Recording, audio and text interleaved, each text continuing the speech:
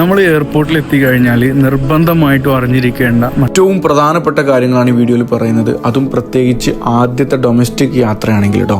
എയർപോർട്ടിൽ എത്തിക്കഴിഞ്ഞാൽ ആദ്യം തന്നെ നമ്മുടെ ടിക്കറ്റുകളും നമ്മുടെ ID കാർഡും എൻട്രി ഗേറ്റിൽ പോലീസുമാർ നിൽക്കുന്ന കൗണ്ടർ ഉണ്ടാവും, അവിടെ നമ്മൾ കാണിച്ചു കൊടുക്കുക. ചില സമയത്ത് ഭയങ്കര ക്യൂ ഉണ്ടാവും.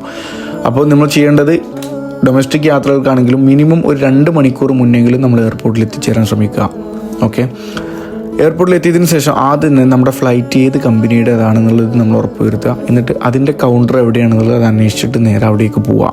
അത് ഡൊമസ്റ്റിക് ആണോ ഇൻ്റർനാഷണൽ ആണോ ആ കൗണ്ടർ എന്നുള്ളത് ആദ്യം തന്നെ കൺഫേം ചെയ്യണം. അതിനുശേഷം നമ്മുടെ കയ്യിലുള്ള ലഗേജുകൾ, ഹാൻഡ് ബാഗിൽ കയ്യിൽ കരുതേണ്ടതായിട്ടുള്ള ലഗേജുകളുടെ ഭാരവും ചെക്ക് ഇൻ ബാഗിൻ്റെ ഭാരവും രണ്ടായിരിക്കും. അതോടൊപ്പം തന്നെ ചെക്ക് ഇൻ ബാഗിൽ കയ്യിൽ കരുതേണ്ട സാധനങ്ങളും ഹാൻഡ് ബാഗിൽ കയ്യിൽ കരുതേണ്ട സാധനങ്ങളും ലിമിറ്റേഷൻസ് ഉണ്ടാവും. അതവിടെ നോക്കിയിട്ട് അതിൻ്റെ നിങ്ങൾക്ക് ആദ്യം തന്നെ നിങ്ങളുടെ മെയിലിലേക്ക് അത് വന്നിട്ടുണ്ടാവും, അത് നോക്കാം.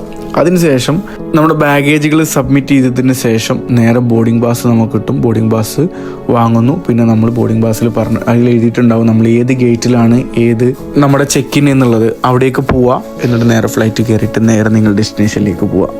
ഈ കാണുന്ന ജനങ്ങളൊക്കെ ഉണ്ടോ, ചെക്ക് ഇൻ ചെയ്യാൻ വേണ്ടിയിട്ട് വെയിറ്റ് ചെയ്യുകയാണ്. ഫ്ലൈറ്റ് ഡിലേ ആവുന്നതൊക്കെ പൊതുവെയുള്ള കാര്യങ്ങളാണ്. KSRTCയിലേറെ ഡിലേ ആവും ഫ്ലൈറ്റുകളൊക്കെ ചില സമയത്ത്. അപ്പോൾ നേരത്തെ എയർപോർട്ടിൽ എത്തിക്കഴിഞ്ഞാൽ യാത്ര സുതാര്യമായിരിക്കും.